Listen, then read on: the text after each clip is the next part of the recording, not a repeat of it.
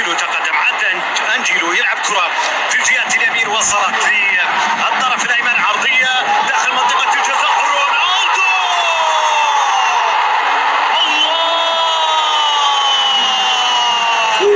الله، انا عايز حد يقنعني ايه الجمال ده، ايه الحلاوه دي. بيرجعنا لذكريات 2018 بهدفه ضد اليوفنتوس. ايه الجمال ده يا ابني.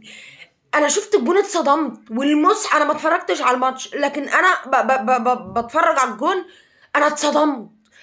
انا جات لي حاله جنون، يعني انا اتصدمت، اقسم بالله ما اتصدمت يا جدعان.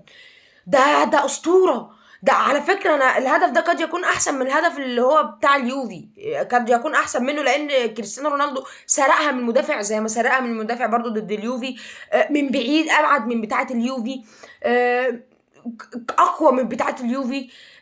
لكن بتاعه اليوفي كانت اصعب شويه، لانه ثبت بوفين، سجلها على حارس كبير زي بوفين، فكانت اصعب. لكن اقسم بالله جون من احسن 3 او 4 او 5 اهداف في تاريخ كريستيانو رونالدو، ما يخرجش عنهم. الجون ده ما يخرجش عن احسن 5 اهداف في تاريخ كريستيانو رونالدو. انا مش مصدق، انا مش مصدق الجمال والحلاوه يا ابني. انت والمصحف شغفك ده ما هينتهي، انت هتفضل اسطوره لحد، بص انت اسطوره، انت هتفضل تسجل اهداف لحد ما تموت، حتى بعد ما تعتزل هتسجل اهداف برضه، معرفش ازاي بس هتسجل اهداف يا ابني. انت تاريخي والمصحف تاريخي يا ابني. انت انا مش مصدق، يعني انا مش مصدق اقسم بالله. كريستيانو رونالدو بالهدف ده بيوصل للهدف رقم 953 او 954 على ما اتذكر، انا مش فاكر 53 ولا 54، لكن مش هتفرق كتير، يعني كده كده هنعبيهم في شوال ونجيبهم. كريستيانو رونالدو بيسجل هدف اليوم في رحلته للوصول لل1000 هدف، وقريب باذن الله. والاهداف اللي بيسجلها بقى عشان يوصل ل1000 هدف مش اهداف عاديه، اهداف خرافيه، اهداف تدرس وتكتب في التاريخ، وتكتب في تاريخ كرة القدم.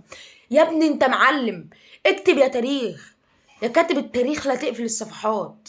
كريستيانو رونالدو ما زال مستمر، ولا زال مستمر، ولا زال يقدم وقادر على تقديم الافضل من اللي كان بيقدمه قبل كده. فانت يا ابني اقسم بالله مالك حل، انت تاريخي، انت عالمي، انت افضل لاعب في التاريخ. انت هدفك ده يتبروز، انا مش عارفه اقول ايه في الجول. انا مش مصدق الجول، اقسم بالله عيني ما مصدقه الجول. حاجه كده ما بيعملهاش غير كريستيانو رونالدو، من الاخر تستاهل واحده تاريخ يا ابني والله.